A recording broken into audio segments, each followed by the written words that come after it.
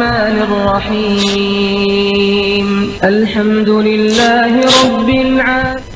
أعوذ بالله من الشيطان الرجيم. بسم الله الرحمن الرحيم. إن الحمد لله نحمده ونستعين ونستغفره ونعوذ بالله من شرور أنفسنا ومن سيئات أعمالنا. من يهد الله فهو المهتد ومن يضلل فلا هادي له. وأشهد أن لا إله إلا الله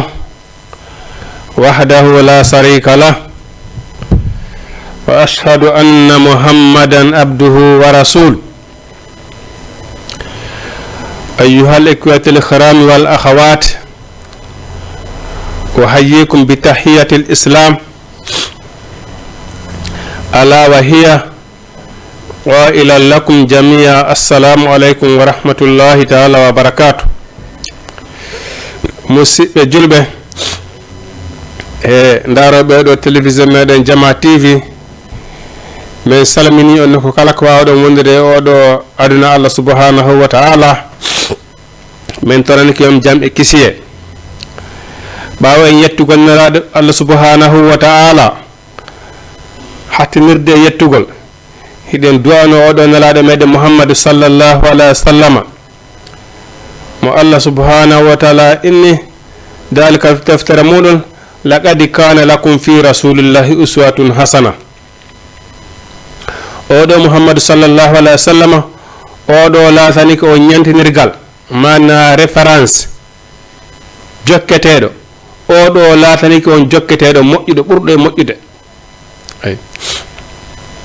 wa in kuntum tuhibbuna Allah fattabi'uni. si tawini onon ɓeyɗo jihaɓe Allah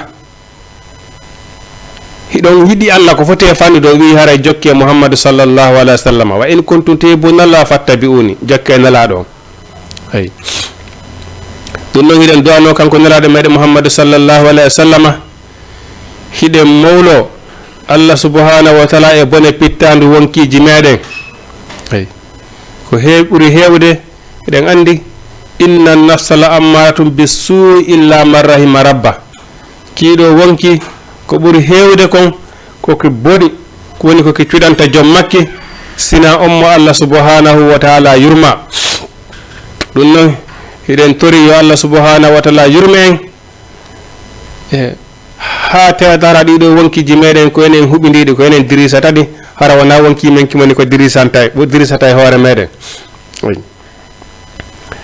non ba'da auzubillahi minash shaitanir rajim. kanko Allah subhanahu wa ta'ala oni afatatma'una onon ɓeɗo julɓe wiwɓe ko julɓe seediɓe ashhadu an la ilaha illallah wa ashhadu anna muhammadur rasulullah. andi nelaɗo ɓe maaki kullu ummati yadkhulul jannata illa man aba. kala moftiyan ɗen naata e aljanna sena on saliɗo. nokgoɓe yennumɓe nokgoɓe ni man qala la ilaha illallah dakhala aljanna. ayda ɓe inni moftiyan ɗen fopp naata e aljanna sena on saliɗo. sahaba ɓen inni ko homba salato natugol aljanna Muhammadu nelaɗo Muhammadu sallallahu alaihi wa sallam e mahi kala on saliɗo jokkudela min Muhammadu are ko on sali natude aljanna. noggo e maki man qala la ilaha illallah dakhala aljanna. kala wiɗo la ilaha illallah o naata e aljanna. mais ko si tewni noon andi e ñewtirde e émission ji men feƴƴiɗi la ilaha illallah feccere dina kam fof hino ɗon. ko waɗi ɓeeɗo annabawe fopp maɓɓe ko sabu ngol ɗo ko ngol woni ko ɓelelira la ilaha illallah tuflihu. hay kono yo mofte wiye la ilaha illallah male ɗon. condition la ilaha illallah ko honnum ko gollitirgol konngol ko la ilaha illallah wi kon ko yeddugol weddo pottina binde mum raɗo kala ko tawi Allah e nelaɗo mum o faalaka. haray e gonɗini kalimatu tawhid la ilaha illallah. haray la ilaha illallah ma on gongi kalimatu tawhid ko pottingol no kala ko añini ko Allah e nelaɗo mum on tawi faala ka pottina ɗum bindema ha an oɗo ko oɗo nelaɗo maki man qala la ilaha illallah dakhala aljanna ay ko ɗum waɗi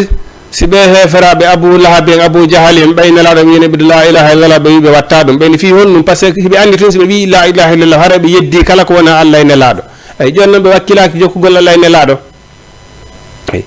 ko ɗum so jamma gande ɓe maki ɓe heferaɓe salinoɓe wiwde la ilaha illallah fi honɗum ɓay hiɓe andi siɓe wi ɗum hara ɓe jokki hara ɓe yeddi kala ko wona Allah e nelaɗo on ɓe sallori saabu ɗum nelaɗo maki ɓenni ɓen ɗon hino ɓuuri ka Allah moƴƴiron wiiɗo la ilaha illallah sali goytirde la ilaha illallah si andi a goytirta la ilaha illallah jara hiɗa ƴetta konngol ngol jala hiɗa goytira konngol ngol ay no hulɓini tawni julɗo wi la ilaha illallah gayni o salike gollitirgol la ilaha illallah o hara ɓeya heferaɓe aramɓe juunoɓe mouhammadou hey sa tetti hoore hay sa tetti hoore amen hay so hoore amen nden coddi min wiyata la ilaha illallah ɓen ɗon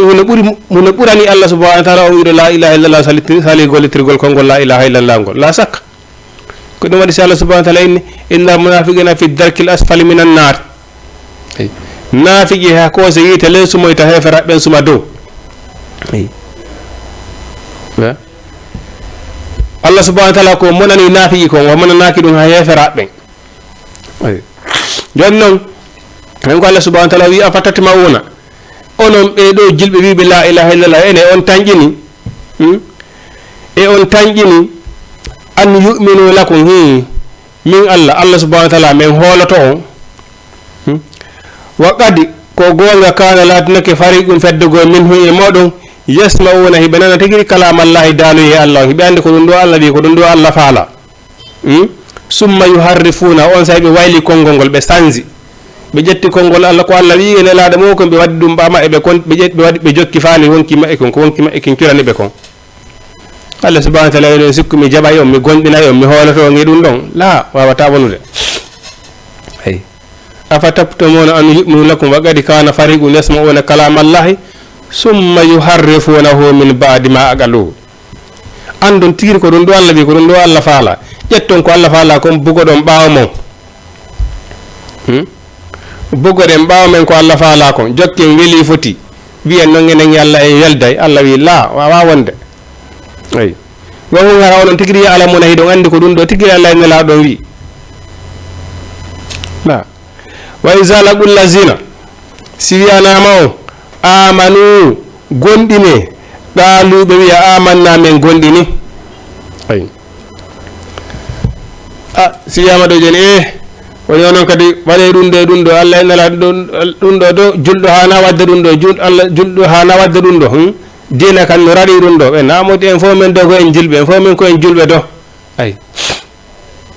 salligoto juulay janggay hajjay ittay zakka mais kono si a ndaari ko diina kan yamiri ko haɗi kon fopp yon tigi hino nder ton ɗa nafaali ay nafaali qaalu ɓe yamannami gonɗini wa isa hala si heddodi ba'adu yoga ɓe ila ba'adin faade yoga qaalu ɓe wiya atu haddisunahum ene on yewtiray ɓe bima fataha allahu alaykum gonko Allah on famino li yuhajjukum bi fiye ɓe jiron e muɗum fiye yedodire maɓɓe afala taqiluna eno o haqqilta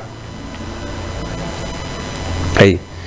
denno kanko Allah subhanahu wa taala wi on awala ya'lamun eɓe anda anna allaha no Allah ya'lamu himo andi ma yusiruna konko ɓe suudi si a wi'i ko a julɗo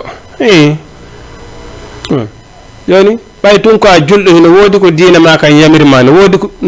rolu julɗo no comportement julɗo no julɗo haali wonirde noon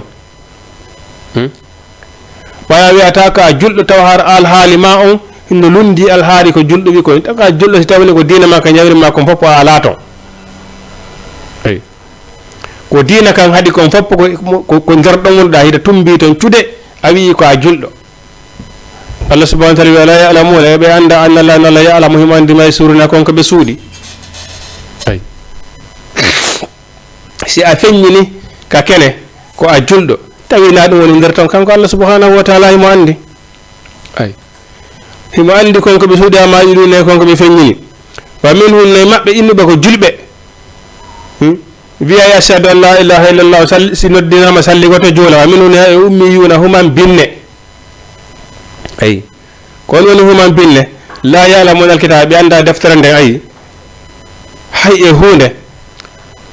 a yeyi ɗo sukaɓe julɓe anne ɓene non o ko garan joni no o ko intelligent o hino fini o hino faami ayi no o garande ko star joni ayi hara ko julɗo non goy fiyakuji aduna ɗin fof yo faami fi muɗum sa fontida deftere nden a wi yo janggane fatiha ayi hara hay bisimillah hay tattali o hara o anda hay satiha o sellina ayi ɓeɗen o garande ko star jo ono fini o hino faami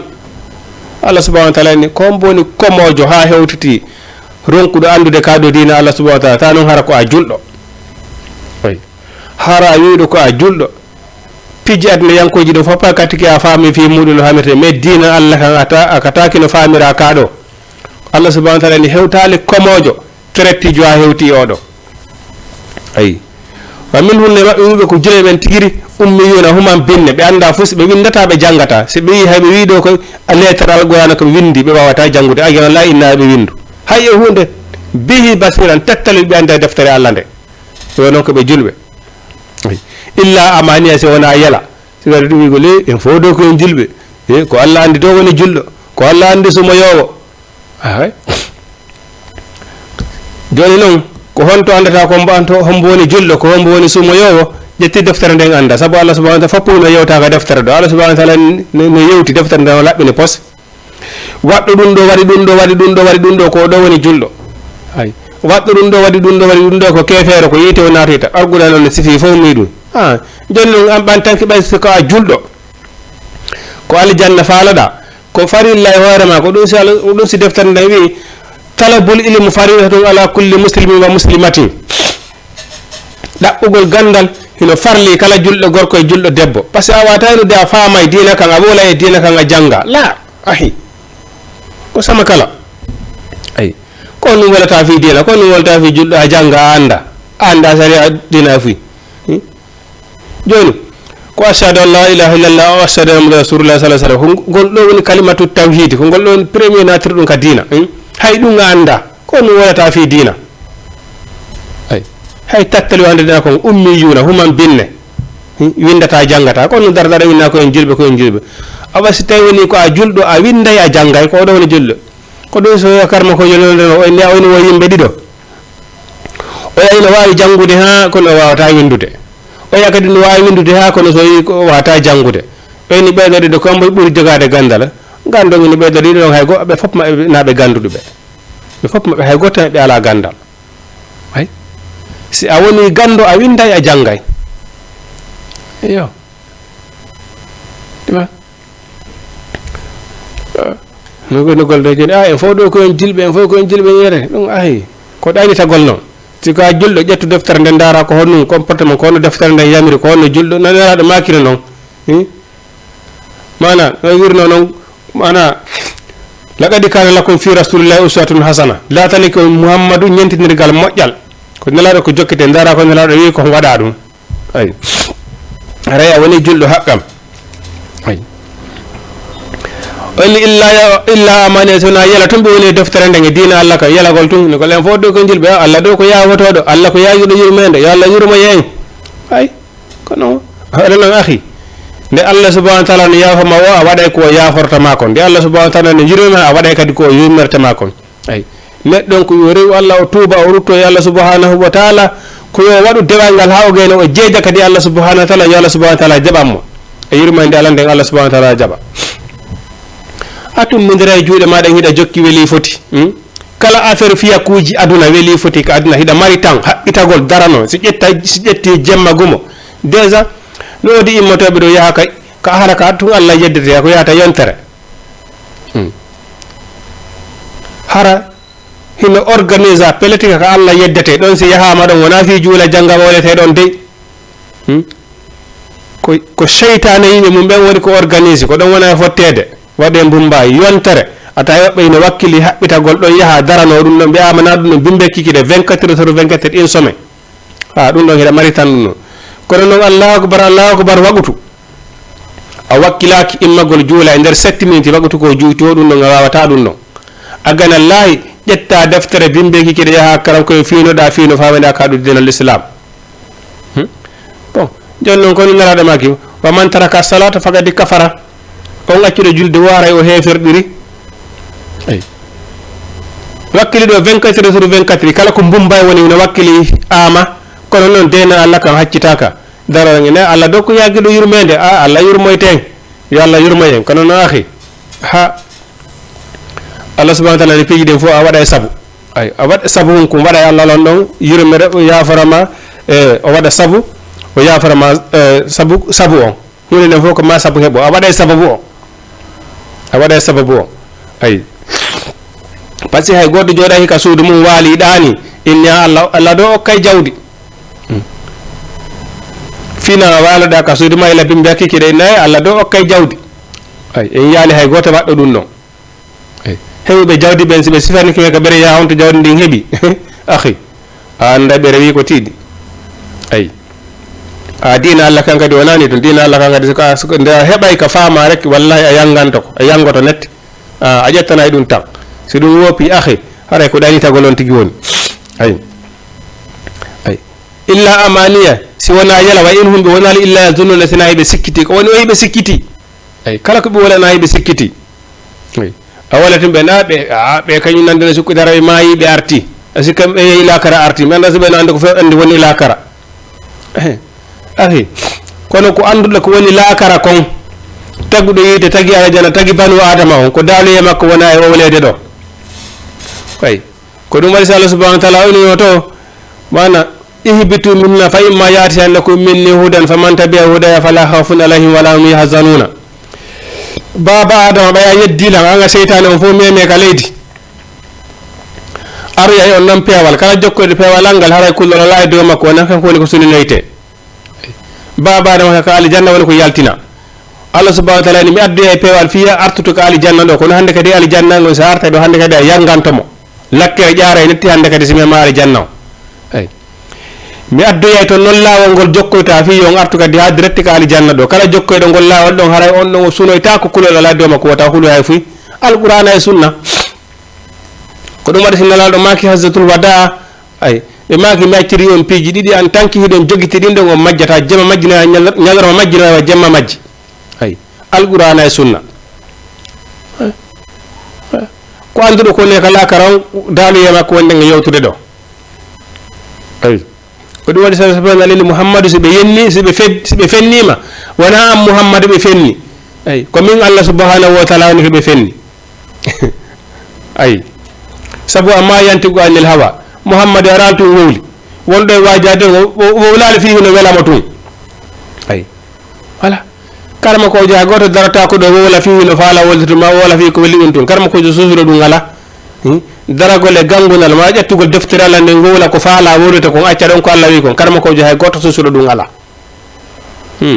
himo wowla noon ko Allah subhanahu wa ta'ala daali kon ko Allah faala kon kanko e hoore makko woru ɗon o wallina ɗum ɗon o jokka faale makko on ay kono ɗon o susata sansude ko Allah wi kon susuɗo ɗum ala kala innuɗo sans hay daanoye Allah walla ayana e hoorema ay ayana e hoorema ay ɗum woni Allah sina heɓe sikkiti fa waylun lillazina lette wodani ɓe yaktubuna alkitabe ene winda deftere nden mbiya e dihum juuɗe maɓɓe ɗen summa yaquluna on sai ɓe wiya haza ɗum ɗo min indillahi ko immorde ka Allah liyastaru bihi fiyoɓe sottir ɗum samanan qalilan ceggeloy fanɗukoy fa waylun lahum lette wodaniɓe mimma katabati aydihim koɓe windiri deftere nden juuɗe maɓɓe ɗen kon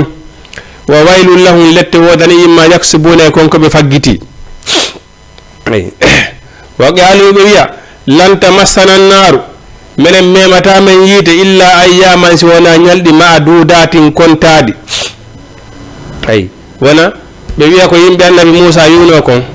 andi annabi Moussa nde o yawno o gunnodirgol e joomi makko nde Allah subhanahu wa ta'ala ɗumnomo ka tuuri sinin o acciduno yimɓe makko ɓen e siɓɓe makko on Haruna ay yo o waajoɓe ay o andanaɓe diina Allah kan ha wara e nder balɗe 40 argolɓe tawi goɗɗo gon ton ɓe nemo samiriyu tawi o moƴƴini ngaari manam ko en istati o moƴƴini ko ngaari nagge hay comme istati o inni hey o inni ko ɗum ɗo ko ndi ɗo o ndi ngaari ɗo ko ndi woni rewetede Moussa hani wona Allah ko ɗum woni rewen ɗum ɗo ay ɓe gedduɗon e annabi Haruna ha ɓe foolimo ay ɓe e nder balle 40 ɗin ɓe reɓani rewgol ngaari ndin ɓay annabi Moussa ari o tawi ɓe ɗon ko ɗum woni o feri alluje ko addorno kon o ñaaɗi e maɓɓe o nangi Haruna mo siɗɗo makko wene goto makko mo akkidune o nangi waare makko nden ha o faala ɓorde waare nde o wi ko ɗum accanɗa ɓe ɓe yeddi kono moƴƴini ɗum ay annabi Haruna wi yeyi ɓe foolinolam mi geddine kono ɓe foolinolam seeɗa ɓe waralan sa taw mi mara feere ay on sey ken ko annabi Moussa o munciti ngaari ndin o feri ka ndiyam ay bonni hi mayri on sey joni non ɓeɗo e ɗo ɓe inni e nder ɗen balɗe 40 ko ɓe yeddi ala ɗon ɓeni ko ɗen ɗon balɗe 40 tum ɓe sumoyta ay Allah subhanahu wa ta'ala inni woni wiu attakhastum ene on jogototo indallahi ko Allah ahadan ahadi la falan yukhlifa Allahu ahadahu Allah subhanahu wa ta'ala o lundota ko fodore makko nden bone hun gotum pet bone hun gotum ko wonti yeddi Allah subhanahu wa ta'ala nyinde wotere pet hino wawi naadude goɗɗo yite luttinamo toon kadi ay ko ɗum waɗi ndaare aljanna ko poyen natirte eyo ɓayen fof meɗen hiɗen andi ko woni poyen ɓay hande jeunesse on fof hande fof no ƴetti hakkille mum waɗi ko wiyete football ay hande jeunesse fof no ƴetti hakkille mum waɗi wiyete football joni hiɗen andi ko wiyete poyen kon ka goɗɗo machine ni rek no wawi elminde goɗɗo ka voilà machine il goto petti elminama ɓenna bon o perdi kango hikka o parsitata ɓe yata kango ɓe markano bi goto ay ɓe landano bi goto ɓe waɗi machine il ko ɗum perdini ɓe ka ɓe perdi hikka ɓe ata ɓe elminama tifa ma déjà exemple ɓe lande bi tati ɓe waɗa bi ɗiɗi pet voilà sabu biiru woturu petti ɓe waɗalo ɗon biiru ɗon tun ɓe elmine sabu ɗum ka bon awa aljanna kadi ko noon bone hun gotum pet kun neɗɗo on waɗi kun ɗon tun hino wawi narude mo yiite ngel luttinamo toon wona auzu billah itti noon sikke sa itti noon sikke boneji waɗaɗe e nder balɗe 40 ay boneji waɗaɗe e nder balɗe 40 ay 40 jours ñande fini yo doyɗa yeddude Allah ay wiya an ko nenen tun so moyta pourtant noon bone hun gotum petti kun neɗɗo waɗi so Allah yafa ko nowama luttinede ka yiite ko ɗo Allah subhanahu wa ta'ala inni ta hay goto yawita bone hun ko kum fandi o wata yawita kum ay attakhastum e on jogotoro indallahi ka Allah ahadan ahadi falan yukhlifa Allahu ahada Allah subhanahu wa ta'ala o lundota ko fodore makko nden am taquluna ka on wowlay ala Allahi Allah ma la ta'lamuna hunde ko on anda hiɗon andi gundo Allah voilà neɗɗo so yeddi sa yeddi Allah tuubi Allah subhanahu wa ta'ala ne ƴettani en garanti no bonni tun si o tuubi Allah subhanahu wa ta'ala o yafato ay bon non ko ɗum waɗi julɗo ko yaw ko arrajaw julɗo ko yo tañƴino ay o hula wal khalf war rajaw o hula o tañƴino ɓay tun o bonni o tuubi haga no rotto toujours hara ñande ɓe ñande kulol ngol no ɗon ko ɗum ɓe ni o goɗɗo a yeeɗo joni goɗɗo mawɗo mo 70 ans 80 no daro hakkunde heɓe ene sa tawno men fewno payngale yagal amen min waɗano hunde kaare min waɗa hunde kaare ɓe niyango haray ha joni taw a nisali ko wannoɗa bone kon neɗɗo si ayi ha a tuubi ay si woni a tuubi hande kadi hay ko bonneji ko waɗaniɗa kon si ɗum arti e ma kudol ko nangata ma ɗon kon a tawa hiɗa huuli na noon fi ha miijoɗa hollugol ɗum ay joni ya gorko mawɗo hara ko babajo sax hara ko babajo ma mawɗo gorol tanira yana jonde hakkude sukaɓe sa tawno men fewno payngale yagal amen minen no fanɗi ko min waɗali minen waɗi ɗum ɗo sabi ɗum ko tindingol fawi ɓen noon kamɓe kadi ɓe waɗi siga ɗum noon ay a tindina woni ɓiɓɓe maɓɓe walla taniraɓe kamɓe kadi ɓe waɗi siga ɗum ay fijirtake si woni ha a tuubi fes hande kadi hay ɗin pijji ko waɗaynoɗa kono a suruttuta bade ko ɗum annada mo ala ma fata alayhi wa yanwi alla yauda fima baqiya min umurihi sarti tuubu biye ko ɗum ɗon ko nisugol konko waɗno ɗon ilandema ñannandiki tuubi kadi o anniyo o desida o filirta ko waɗugol ɗum ɗon ha ko yer ko heddani men gonta makko ɗan ko ay jawno si ya tuubi ha gayni bon woni hande kadi woni jooma taniraɓe a woni jeerogol hakkude taniraɓe ma ene minen sa tawno hono pangle e garame he ko minen wadno hunde kadi nokkel kaari hitande nokkel kaari ko ɗum ɗo min waɗayno ay ko minen wadno hunde kadi nokkel kaari ko tindingol taniraɓe walla ɓiɓɓe maɓe kamɓe kadi ɓe waɗu siga ɗum noon ay andano ko ɓase a hokke hoto ɓen ma ñandugo sa tawi waɗa pijjugo a fuɗɗiki ñaaɗude wona ɓen ɓe anani ko ɓe woltaɗo ɓe ko hande weeti ɓe ko onnu woni waɗali ay jirtake wona ya miijo fes hay so ɗum arti e ma ɓayara ñakkata wasugol walude so taw hara hiɗa huuli ɗon hiɗa rayi kono ɓa tuubi inchallah rabbi kanko Allah subhanahu wa taala o yafoto ay kono sa woni filitagol ɗum yanduna harayno ayno par ce que haray a huula ha jonde kako waɗanoɗa kon ko ɗum waɗi seeɗa fillitade kolli a huula bonneji ɗi waɗanoɗa ɗi tubanoɗa ɗum sa ari woni ha jamanuji go jamanu tañirama walla ma woni fillitagol ɗin pijji ɗi tubannoɗa holli ani sali ɗi way holli ani sali ɗi seeɗa ni sonode a miitano ko hay fi ɗum hakkille ma yata hay ɗum ay Allah yawdu fima baqiya fima umrihi attakaytu won jogitoro indallahi ko Allah ahadan ahadi falan yukhlifa Allahu ahada kanko Allah subhanahu wa ta'ala o lundotako fodore makko nde am taquluna kawlay alallahi ko Allah mala ta'ala mono wonde ko ganda bala on wata wolude ko Allah wonde ko on anda farayno hulɓe nani on hay goto anda ko woni ka lakara wona no yewtirten noon ko lakara ko Allah tun andi ko woni ton bala ko woni tun man kasaba kala faggitiɗo ay sayi'atan bone wa ahafati bihi bone on huɓidimo fa ulaika ɓen ɗo nde ashabu naari kamɓe woni yimɓe yiite ay mana ko honto goɗɗo faggitoto bone ha bone on huɓidomo nelaɗo maaki on mo gotum mum domini sappo mum ko ɓeɗo woni welsidiɓe golle ɓe ko ɓeɗo ɓe woni ɓe boneji mum huɓidi ɓeɗo Allah subhanahu wa ta'ala inni wala yanzuru ilayhi yawmal qiyamati ñande lakara Allah subhanahu wa ta'ala darotaɓe guitte yurmede Allah subhanahu wa ta'ala yurtirita e mabɓe ko ɓeɗo wiyete ñande janggo khuzufa kulluhu nangueɓe callon ay ko ɓe ƴettete haɓɓe ha yora ken ay ƴette bugue ka yiite haɓɓe ha yora ken bugue ka yiite ay parce que andi no wodi nadoyteɓe ka yiite haray ɓe teddina e ka yiite ɓe fokkitigoy ko nara ɓe teddina par ce que fi honni Allah subhanahu wa ta'ala ɓe ñawete ha ɓe gana ɓe fokkitine ka yiite si Allah subhanahu wa ta'ala amri malaika ɓe yahay na ɓomɓe ay ɓe ara malaika ɓe gara uddita yiite ngen ha gayna dambuɗe yiite ngen ha gayna ɓe fokkitinatogol tum malaika ɓe gina dare ɓen ɓe dara ɓe tawa haray ɓe yurmaɓe ay ɓeyna ɓeyna onon ko onnu woni sabu natugol on addu onon on yahi moƴƴereji tawata hara noon si on waɗino moƴƴum gotum on heɓay sappo so on waɗi bone ko ɗum ɗum bone on heɓaton onon ko honno kon gotum mum domini o sappo mo tara ko yiite nata toon ay galuɓe wiyano lamnakum minal musallina menen adunaare men juulata haccitande men ala julde walam nakum minal musallina walam natunuti umul miskina hay haaja men ala ne ko miskina sonjoto ko miskina tampata menen ɓe loppano kay ɗum hey ko aduna wa kunna men latino kena huudu menen ko pagay weeli foti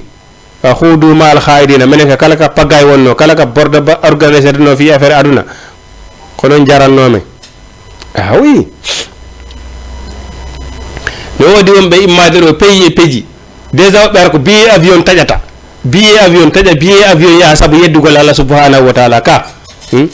wona laylatul qadri wona alluje wona inde bobo wona jangol qur'ana wona conférence qur'ana hara ɓe yahi ko billet hara ko billet ɓe tawiyata leydi ɓe yaha hara ko fi yeddugol Allah subhanahu wa ta'ala ka ɗaɓɓoygol bakkatu no waɗude ka ala waɗude wallahi no waɗude oui hara si nanama ɗo joni ko oustage kaari nodita conférence nokkel kaari wanalla hayso ko ɗon ɓe woni peyɗe goni hara kitane ɓe ala ɓe yaata ay kono ɓay tunɗa ko yeddugol walla hino jaraniɓe taƴugol billet avion ara ay minen ko aduna wa kunna men latino e haadu ko jumpugol tum weeli foti ma al khaidina wondude e jumpoɓe ɓen ay ko ɗum wonno golle amen malaka ɓen ɓe woni bisimilla ɓe utana ɓe dambude ɗen ɓe naata ay no wottono woɓɓe goo ɓen ko ñuubeteɓe ha mana ha hoore ndege koyɗe ɗen fotta haɓɓe ha yora ken ƴette bugiye ka yiite ɓe landetake uttuma gaalagoy ko honnum bonnu ɗon ko honnum waɗo ganaɗo ɓe landetake ɗum husuhu fa kulluhu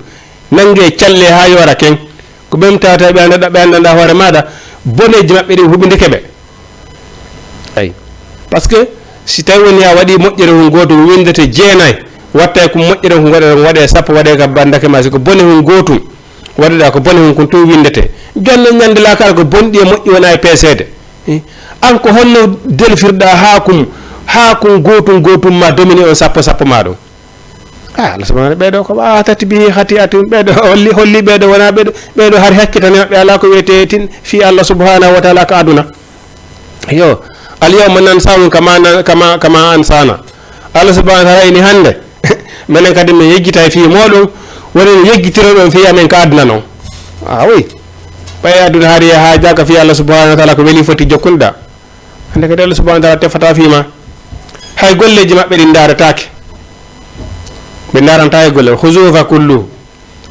ay ɓe tawatara boneji mum ɗin no huɓidi ɗum ala ko ɓe darane ɗon hay hunde eyo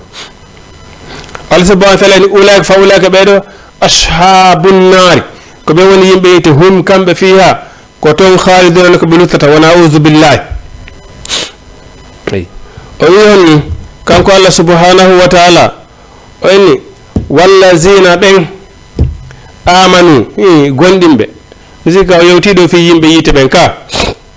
voilà joni joni a daray ɗo awa en yewtiɗo fi yimɓe yiite ɓen ɓe andanda hoore maɗa ha déjà taw oyni pré no jiya yimɓe yiite ɓe honnum ɓe jangata ɓe anda e deftere Allah nden hay e hunde alqur'ana fusi tattalu hay fatiha ɓe sellina ɓe anda deftere nden si wona yela hiɓe lundo ko kala ko ɓe aadi kala ko ɓe aadota ɓe firtay mi waɗi kadi boneji ha boneji maɓɓe ne huɓidi ɓe Allah subhanahu wa ta'ala ko ɓeɗo woni yimɓe yiite ay mo kala ndara e hoore mum tawi ɗiɗo walla si ala e ɗuɗo joni mo arde kadi wala fi yimɓe aljanna ɓen ay onni honnu walla sina ɓen amanu gonɗinɓe wa amilu salihati ɓe golli ko moƴƴi awayi neɗɗo on kadi a wiyata tun joni ko ɗum woni gonɗingol ko settagol kalimatu tawhid ashhadu an la ilaha illallah wa ashhadu anna muhammadun rasulullah ɗum ɗon tun non yonay o wayi hande kadi a gollay golle ashhadu an la ilaha illallah wa ashhadu anna muhammadun rasulullah ay ko ɗum woni ɗum ko kala ko tawi Allah e nelaɗo faalaka pottirtoɗa ɗum haƴirtoɗa ɗum ay kala ko Allah e nelaɗo tawi hino faala adda embere ko marɗa feere kon la yukallifu llahu nafsan illa wus'aha Allah fa waali wonki sinako ki mari feere kon kala wonko marɗa feere moƴƴere adda ay bone noon goɗɗo wata inde kum bone hunɗo mi ronku kum tertade Allah subhanahu wa ta'ala jaɓali ɗon oɗo bone mi ronku mo tertade Allah subhanahu wa ta'ala wi jaɓali ɗon himo jaɓanma noon mi falano wadde moƴƴere mi falano horde belɗe jeego juldande kono tan on heɓaki feere an heɓaki kasi Allah subhanahu wa ta'ala o jaɓanima ay mi falano horde jeenayi joom bente kono feere heɓaki awa mi falano immade jemma naafa kono feere heɓaki ay Allah subhanahu wa ta'ala jaɓanima ay kono mi ronku tertagol ko boni la kanko Allah subhanahu wa ta'ala ay o jaɓanalima ɗum ɗon few ay o jaɓali ay ɗoni joni noon ɓawde jaɓɓuɗa Allah jaɓɓuɗa nelaɗo Allah a waɗay kadi ko Allah e nelaɗo faala kon ay ɓeyɗa ko honno perdini ɓe ɓe jeeya ɓe yimɓe yite par ce que ɓe andi ashhadu an la ilaha illallah wa andi ashhadu anna rasulullah ɓe andi ala no wodi nelaɗo no wodi mais ɓe jaɓali jokkude Allah ɓe jaɓali jokkude nelaɗo ɓe jaɓali ko Allah e nelaɗo faala kon ko ɗum ɗon woni waɗini ɓe yimɓe yiite an kadi noon an julɗo sa andi ashhadu an la ilaha wa ashhadu anna muhammadun rasulullah ɗum ɗon yonali hande kadi a daranto ko ashhadu an la ilaha illallah wa ashhadu anna muhammadun rasulullah ko wi'i kon ay kala ko Allah nelaɗo faala kon adda ɗum ko Allah nelaɗo faala kon tertoɗa allazina ɓen amanu gollimɓe wa amilu salihati ɓe golli golleji moƴƴi oni de ulaka ɓe ɗo ashabul jannati ko ɓe woni yimɓe aljanna hum kamɓe fiha ton khaliduna ko ɓe luttinteɓe ton wa is akhazna anduto tumane men nanguno misaga bani israila ahadiji bani israila ɓe wiɓe honnum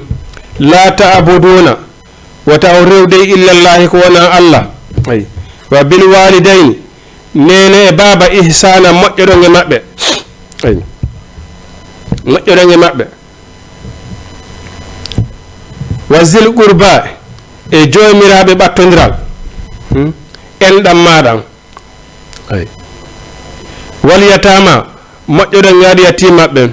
wal masakina miskinaɓe moƴƴoɗon e maɓɓe wa ulu linnasi wo wolano yimɓe ɓen ko moƴƴi ay neɗɗo ɓawde rewɗa allah subhanahu wa taala jaɓuɗa allah subhanahu wa taala ko ya moƴƴo e nene e baba ay ko ya moƴƴo e nene ma e bamma sabuna ko heɓuɗa o ko nene e baba allah subhanahu wa taala waɗi sabu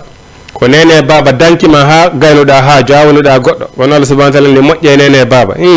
si feƴƴi ɗon zil qurba enɗam maɗa famille ma on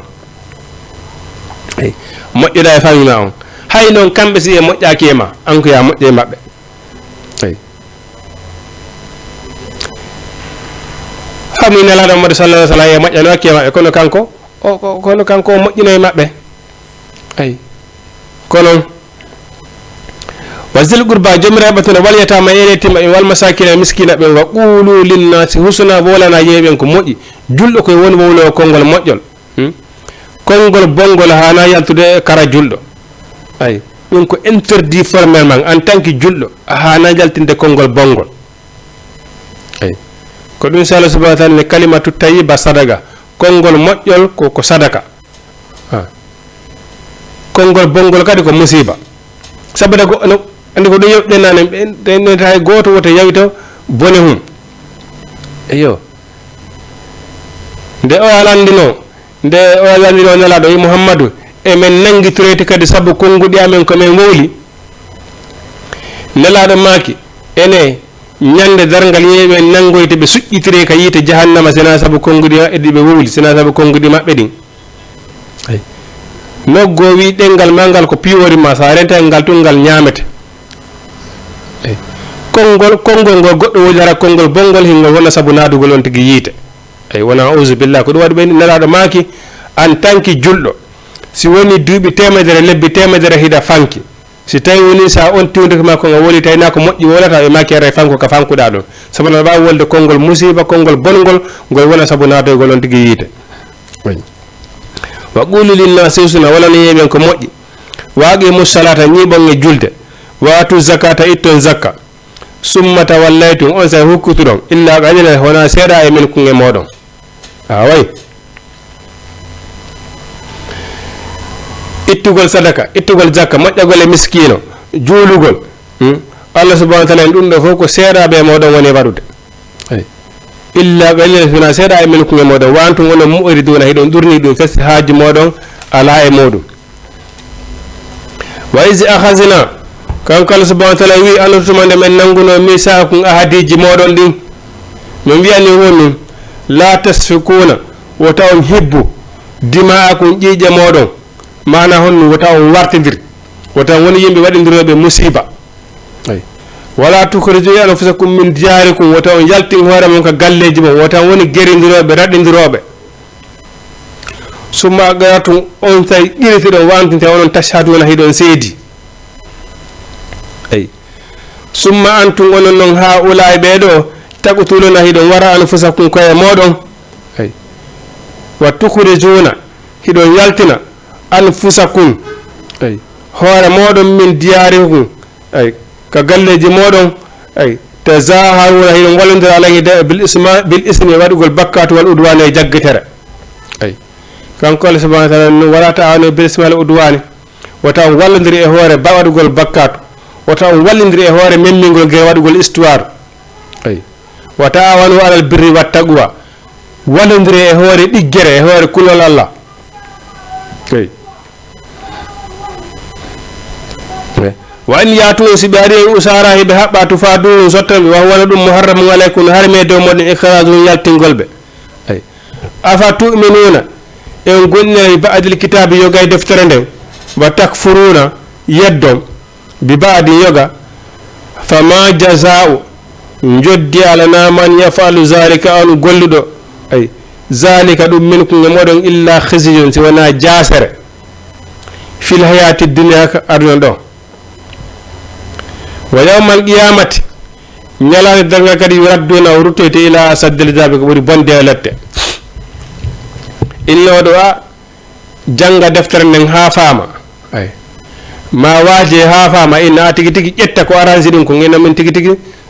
dum do tigi tigi mido jabi dum do ko dum do mi jaba ha wala fop modon ko dalu ya Allah subhanahu wa ta'ala la Allah subhanahu wa ta'ala ini njoddi ala na on waddo dum ay deftere arande nga wi'ata mido jabi dum do mido sali dum do la ay hida ronka non hebude feere wadugol kara Allah no renon no ronko hebude feere wadugol ko non hida recognize ko gonga way kan ko tabarare mo jabam ma dum non ay kono Allah wi dum do ka deftere mum min on mi recognize en tant que juldo o wi'e Allah subhanahu wa ta'ala wi o jabana lima dum ngara ya on joddi ala nama fama jazaa'u joddi ala nama man yaf'al zalika minkum illa khizyun si wana jasere perdi fil hayati dunya khawrada wa yawmal qiyamati yuraddu ila saddil azab kala karakadi on tigi naade ye kadi ko buri sattude lette sabana yeddi dalu ya Allah subhanahu wa ta'ala ay yuraddu ila saddil azab wa mallahu kanko Allah subhanahu wa ta'ala welsindiraki o wonali bi khafilin ko welsindido amma ta'amaluna e wonde ko watton kom o wi on ulaika allazina ko ben woni ben istarawul hayata ad-dunya subu be ngurna gadna bil akhirah be akki dol akhirah ay fala yukhaffafu anhum al-azab be hoyna no taake be lette den ayyamal qiyamah lette hoyna no taake be wala hum wana kambe yunusaruna woni ko walloyte ay sibe nango yama yamal qiyamah bay dimbe yeddina deftere Allah den benen be hoyfina no itaake be letto itaake halete den hoyfine la ay Allah subhanahu wa ta'ala ndaro tabe humpo itaake be ndaro taw tefo itaake mabbe fas hanko Allah subhanahu wa ta'ala yoni o inni walaqati wallahi ko gonga atayna men okki Musa annabi Musa alkitaba deftere den wa qaffayna men jokkintini min baadi ba makko bi rusuli nelabe wa atayna Isa ibn Maryama men okki annabi Isa gedalene mara al bayyinat hujjaji feñudi ay wa ayyadnahu men semmina bi ruhil qudus wonki labuki ay kono woni ruh sayyidina Jibril afa kullama ja'akum onon non bani Israil gedal be annabi Yaqub tuma kanande adu rasulun nelado ay bima la tahawa harakon ko addi welata anfusakum wonkiji modon farigan feddo kazzabtum fennombe wiyam menen hakkitanda men ala dum baytun hawrale ko men faala kon hakkitanda men ala dum ay farigan feddo tago tuluna wardombe ay bani Israil tel manke ko be yori ko annaba e mabbe gobe warnobe ay wobbe gobe fenni be yeddi fes ay wa galu wi be menen qulubuna berda men le khulfun ko fermade e yugol gonga hakkitanda men ala ay bal ko woni la'anamullahu Allah hudibe be kufurmin sabu yeddugol mabbe gol ay fa qalilan fandi ay ma yu'minuna hunde ko be gondini ay be hudama Allah hudibe walamma ja'ahum tuma kalande aribe kitabun deftere min indillahi morde ka Allah musaddiqun harako gonginde limama hunde wonde ka mabbe wa kanu baladnaka min qablu ko adi yastaftihuna belandoto no allazina de ben kafaru yeddube ay falamma ja'ahum tuma darne ma'arafu kon ko be andi kafaru bihi be yeddidu mana bani Israila hari fi nelado hino windino ko defte mabbe ay hadi no windino ko defte mabbe be landoto gandi e mabbe be no kombu woni o ay ɓeyno ko mouhammadou ko woni akhiru ko woni sakkitore nelaɗo har ɓe annduno fi makko ay joni noon ɓe mouhammadou ari ɓe yeddi ɗum fes ay ɓe yeddi ɓeyni fiyoni noon ɓay tum wona e maɓɓe o jeeya ɓe yeddi fes ay falamma ja on tuma nde arno e ma arafu kon ko ɓe andi kafaru bihi ɓe yeddi ɗum bal ko woni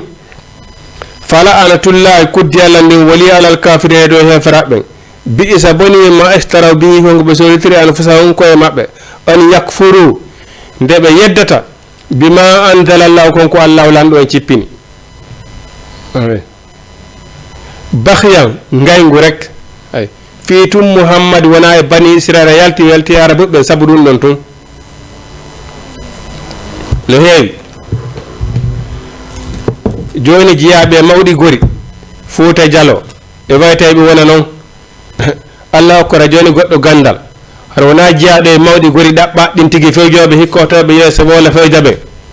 ay wallahi so ari o wowliɗo honnunde hawtuɓɓe deftere nde haraɓe ha jaaka par ce que ɓen arayɓe konti ɓay tu wona e gorol kaare o iwi na e gorol kaare o waggotore o iwi bon minen haccitande men ala ɗum heewade moɗey ko tamira o kaari en arta ɗo e wajagol men hannde ko ɓiɗɗo kaari en arta ɗo e wajagol awa adna gari ko mum kon allahu akbar away ko ɗum bani israila ɗo wino mouhammadou ay ko miskino mo nenamo e bammum mara hay ko ñaama mo annanda hoore ma ko dorake goto mari so ko yo wuppu on ɗo so tuuni ko yo wuppu mo daro ɗon ha o yora o ƴetta mo watto ko watta ɗo illa men kañum no andi kamen anda a wadna gari ko mum kon ay allah subahanahu wa taala ini ene koɗo jeetoto allah ko on to watta moƴƴere makko nden hay koto anda ɗum allah jo fadde wasine yuti man yasaw ko allah woni joom ɓural ko mo yiɗi hokkata ɓural makko ngal o landata ko ɗum goɗɗo ayi tiwa allah lantama goɗɗo ko on to watta moƴƴere makko nden allah subahana taala ko ɗum o jabani lelal ko non andi honto allah waɗata moƴƴere makko nden awa allah lanata ko on ɗum ayi fi ko yimɓe tedduɓe ko yimɓe teddinaɓe voilà allah subahana taala ha jakay ɗum ayi bakya ngaygu rek ayi an yunazzil allah fi allah lano no cippini ay min fadli ɓural makko ngo wala maña sa on mo yiɗi min ibadi marjiya e makko ɓen ay allah subahana taala wi noon fa bawɓe ruttude ɓe hada ɓe tikkere ay ɓayna fi ɗum ɓuura e aduna so allah no ƴetti moƴƴere mum nden jonni goɗɗo ahi ko monenɗam o ko monenɗam a wata ittude ɗum ko par ce que ko allah jonnimo ay allah subahana taala ɓe ruttude ɓe hada ɓe tikkere ala hada ɓe hoore tikkere kadi ay walil kafirina nodani heferaɓe nga zabu lette muhinum hoynoje jasinayde ay sabuna ko no ɓuuri hulɓinade allah subahana taala ni ñande an sikkuɗa hiɗa ɓuuri fof o yanu nde ñande haara foppuno ɓuuruma yanu nde ñande ko an ɓuuri jasude ay wa isa qila lahum siyanaɓe aminu gonɗine bima anzala llah konko allah on cippine qaliɓe wiya anu'minu emen gonɗine bima unzila konko cippina alayna e dow amen wa yakfuruna min yeddewi ma wara konko woni ɓawɗuɗon kon ay miɗen gonɗin defte cippinade e amen nden taweta linzira kono qur'ana men gonɗinande par ce que nden ɗon nayi amen woni ko nde cippina la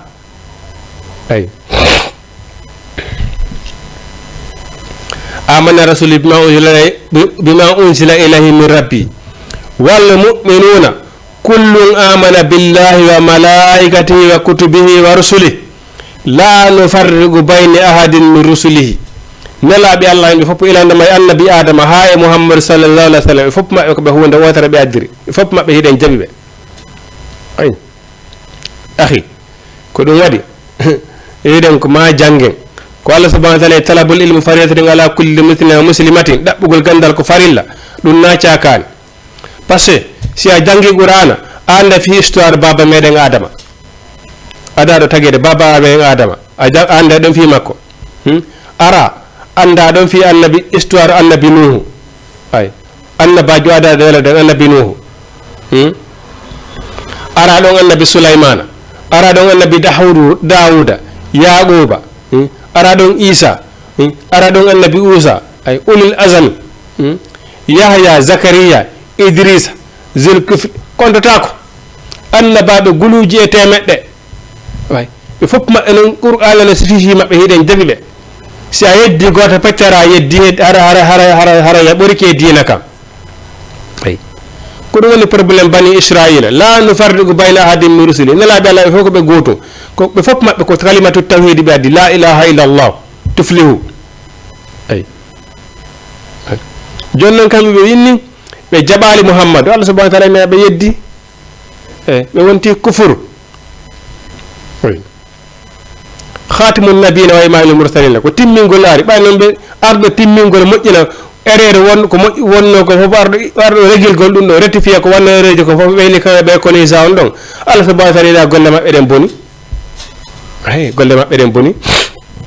sabu no gollere wona commencement o landa ko finition o finition on moƴƴali aray moƴƴali ayi ɓeyni wakfuru ɓe yeddi min yeddi ayi ma wara hu ko woni ɓaawo ɗum noon kom wa huwa ko ɗum le alhaq woni gonga konko ɓe yeddi won konko ɓeyni ɓe yeddi ɗon mouhammadou sallah sallam ko ɗum tigui woni gonga ko gonga woni koɓe yeddi ɗon sabu mo saddigan sabu goyala ko gonginde limama o hunde wonde ka maɓɓe ay qur'an no wori fi tawreta hina woli fi linzila ay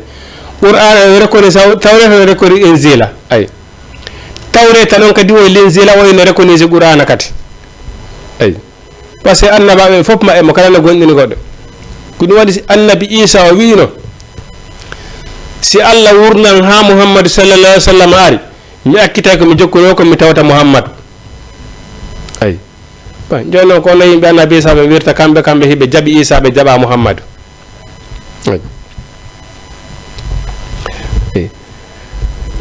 mo saddigan hunde gonguide limama hunde wonde ka maɓɓe falima ko joni ɓay hiɗon gonɗini awa tawreta e linzila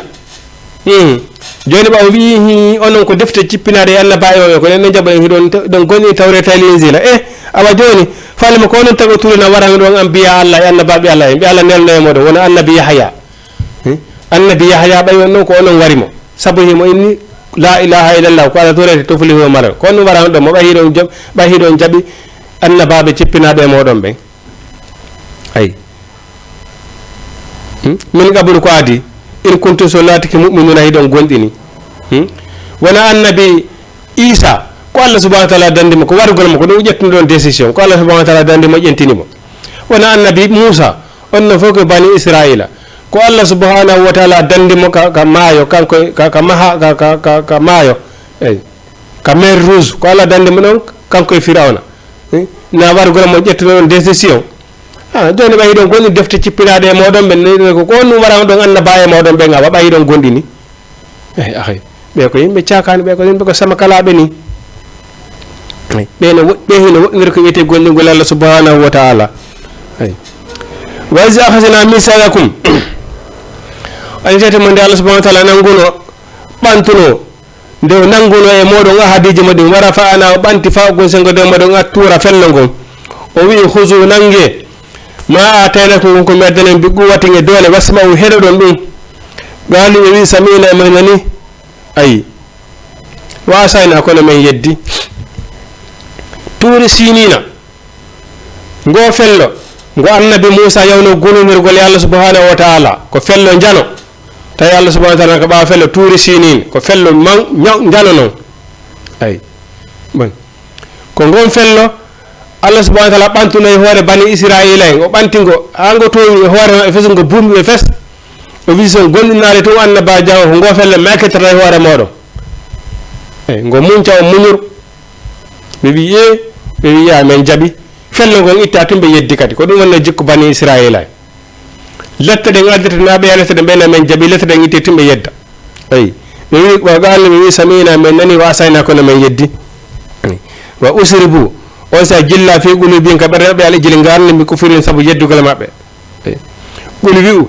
bi'sa boni ma ya'murukum gon ko yamiron bihi e moɗon imanukum gonɗinal moɗon in kuntum so laatike mu'minina hiɗon gonɗini ko ɗum waɗi goɗɗo so woni kawar leydi ɗo woni yeddugol allah subhanahu wa taala o woni tan tawi tun o décidi kanko ko yeddugol allah subhanahu wa taala ay o suɓi ka ɗum noon allah subhanahu wa taala jonnemo opportunité mana newede fiino newaranamo yeddugol Allah subhanahu wa taala tawata pijjiɗi fof no yombanimo ayi kala ko memminori yeddugol Allah subhanahu wa taala tawa ko ɗon ɓuri newaranademo ayi ko ɗum ayi ɓuri wi'u in kanat lakum darul akhirata si tawi woni galleɗen lakara o wi lakara aw halisatan hino ko hertanarugol min duninnasi ko woni heɓe fof fatamannawol mawta yelemayde in kuntum so latike sadigina kon gonga ɓe ayi ko wiɗen kon ayeɗo joni goɗɗo no wiɗen kon hara ko yeddugol Allah subhanahu wa taala woni golle makko ko ɗum to woni golle makko ko hara pijji ɗi fof hino newanimo kala ko fala yaade ko adna ɗo tawa hino newanimo Allah subhanahu wa taala jarriborama jawdi hara o mari jawle hay sumi wongay galleji no woodi otoji no kala ko faala o waɗa ay Allah subhanahu wa taala oyna no kanko no tout est bien ay o sikka kadi ka lakara ko noon kadi way o sikka kadi lakara ko noon wawoyta Allah subhanahu wa taala ni la joni ɓaya woni kawre leydi ɗo piggi ɗum fof no newi a sikki kadi ka lakara ko noon wawoyta Allah subhanahu wa taala nawa yelemayde wallahi yedduɗo Allah wonɗo geddo Allah yedduɗo Allah wonɗo yeddude Allah subhanahu wa taala sago makko nayi inde mayde wowle mayde sago makko nayi ɗum wowle ay Allah subhanahu wa taala siɗon faalan wurani duuɓi wulure wallahi on tigi mayay ay geddo wonɗo yeddude Allah subhanahu wa taala sago makko nayi inde mayde wowle fees ay Allah subhanahu wa taala ne ɓayɗon sukkude joni ɓay aduna ɗo hino newani on ɗon wadde kala ko faala ɗon a yele kadi mayde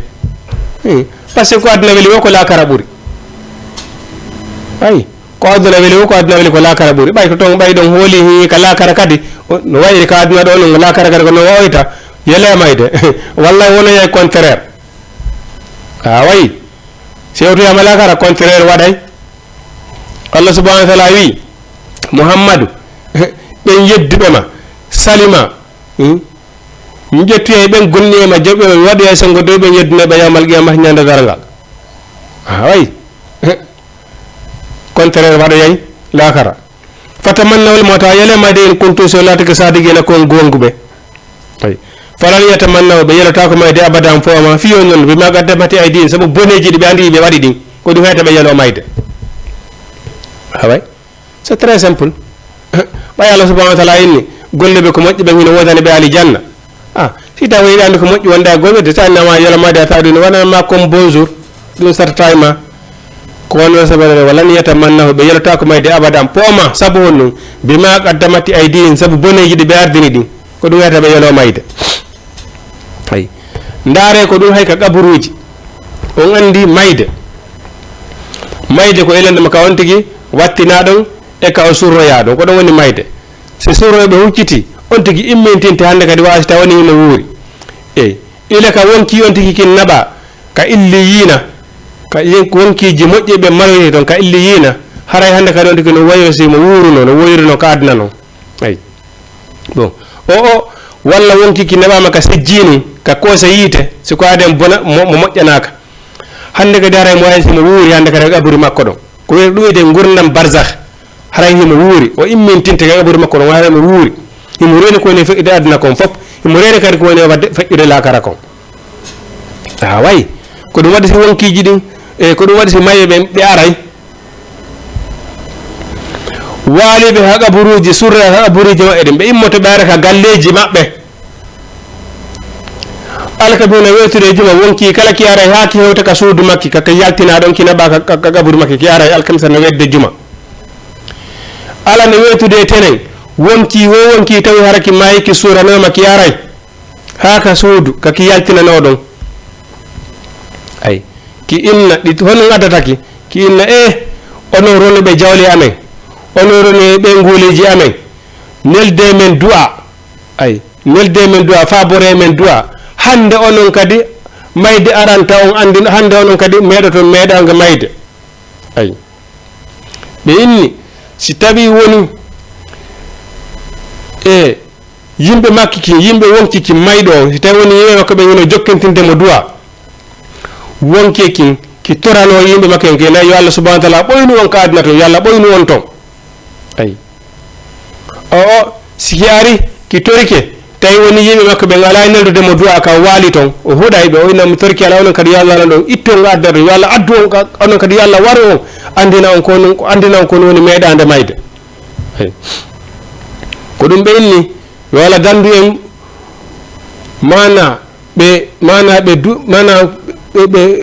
ɓe fureji mum huuɗi ɗum yo Allah dandu mana yo Allah dandu en du'a fure men e jabade hoore meɗen so tawi woni ɓe huuɗu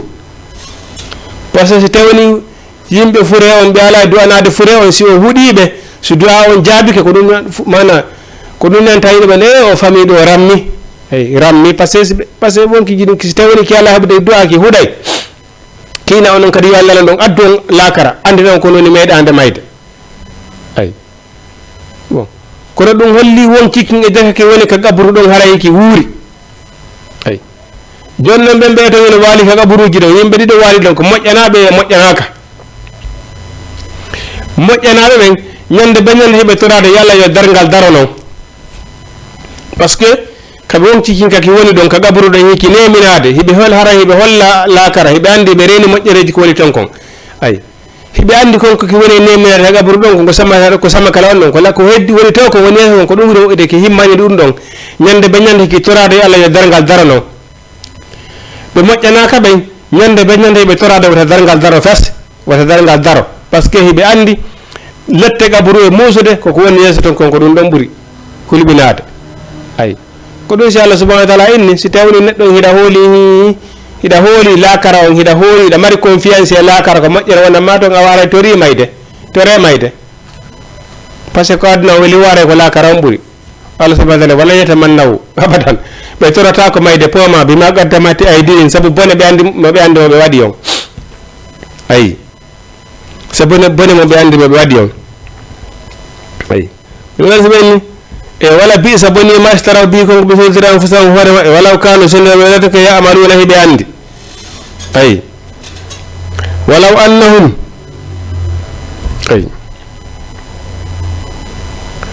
mana qul in kanat lakum ad-darul akhirati khalisatan min duni fatamanna al-mauta yele mayde ɓe yelata ko mayde abadan pooma wala tajidannahum hino yelo aharasa wala tajidannahum hino yelo aharasan nasi wuurugol walla tigi tan ata ahara sanna he ɓuri yuurugol ala hayati e de gurdam ko ɓuri yiɗugol gurdam minen jena ko ɓen asira koye sirkoɓe yo waddi hino yelo ahade goto kayna e maɓɓe law yu ammara ala fayrata nde wurata duuɓi wuluure ɓe yimɓe wonɓe yedude Allah subhanahu wa ta'ala ko ɓen woni ɓuri yiɗude wuurugol hino yelo goto kala heɓe nde wurata duuɓi wuluure Allah subhanahu wa ta'ala mahu ɓe wonali bimo zahzi ko ɓe dandoyteɓe min al azabi immorde e lette aw yu ammara hayso ɓe woni duuɓi wuluure walla o Allah basirun ko renɗo bil ibad e bima yamaluna hunde ko golla toon ɓul yi'u man kana kala laatiɗo adduwan ko gaño li jibrilu fa innahu ande seydina jibrilu nazzalahu kanko noon ko cippini qur'ana o ala qalbi kay dow ɓerde ma muhammadu bi'iznillahi e yamirore Allah subhanahu wa ta'ala musaddiqan alqur'ana ko gongende lima bayna yadayhi de wonde ka mabbe tawreta linzila zabura dawuda sufi ibrahima sufi musa wa hudan qur'ana ko pewal wa busra qur'ana ko welewelo lil mu'mina wonde gondim be Allah ben man kana kala latido musaddiqan hino gongini lima bayade wonde gonna modo wa hudan konde pewala busara konde welani liɓe no goni e ɓen man kana kala on laatiɗo adduwan ko gaño lillahi Allah malaikati e malaika e makko ɓen wa rusuli e nela e makko ɓen wa jibril ko gaño jibril wa mikaila e mikaila fa inna allaha no Allah adduwum ko gaño lil kafirina wonɓe yedduɓe Allah ɓen wala gadi ko gonga atayna anzalna men cippini ilayka e maɗa muhammadu ayatin ayaje bayinatin ɓangude wa ma yakfur biha jadatade ngaje illa al fasiqina so wona ɓe yaltuɓe deftare Allah subhanahu wa ta'ala ko yaltuɓe ley konngol Allah tun yeddata ko cippina e muhammadu kom awa kullama ahadu tuman kala men ahadi nabasahu ɓe firta ɗum ko ɗen so ɓe inni firtowo ahadi jeyaka e jireɓen so goɗɗo woni julɗata ko firtowo ahadi o jeyaka e jireɓen farigum feddogo min e maɓɓe bal ko aksaron ko ɓuri heede wala yu'minuna ɓe gondina Allah subhanahu wa ta'ala neɗɗo firto o aadi wona gondindo Allah subhanahu wa ta'ala walamma ja'ahum tuma kala ari ɓe rasulun nelaɗo bima ay min indillah ko immorde ka Allah musaddiqun hara ko gonginɗo limama hunde wonde ko maɓɓe nabaza fariqum fedde go firta ɗum fes min alladina immorde ɓen utul kitabe okkaɓe defte kitab Allah deftere wonde wara a zuhuri warande ɓawa maɓɓe kanno wa sikay kamɓe la yaran wona ɓe anda ɗum ɗo ko daali Allah subhanahu hara ɓe andi ɗum tigiri hara ɓe andi ko daali Allah on ni ɓe waɗa ɗum ɓawa maɓɓe nam musidɓe jilɓe hara ko ɗum ɗo jamatibi wonno ko addani en ɗo hande kala ko hawri ga e sawaba ko immorde Allah subhanahu wa ta'ala kala ko hawri ga e faljere ko immorde shaytane hare wonna ko woni ko men fandani wa ma uridi illa al islah hare den tori Allah subhanahu wa ta'ala ferte ngar ski abana en kata yo Allah dande ngala e wawata yo Allah dande en kata e kasara yo Allah nawri en entreprise meden on yeso tori Allah subhanahu wa ta'ala kala mo Allah subhanahu wa ta'ala be ko satte ore mudum yo Allah ittu kala sukaade mara yo Allah yalti on di kala non yo Allah subhanahu wa ta'ala dikki on tigi ربنا آتنا في الدنيا حسنة وفي الآخرة حسنة وقنا عذاب النار ربنا آتنا من أزواجنا وذريتنا قرة أعين واجعلنا للمتقين إماما أقول قولي هذا أستغفر الله لي ولكم السلام عليكم ورحمة الله تعالى وبركاته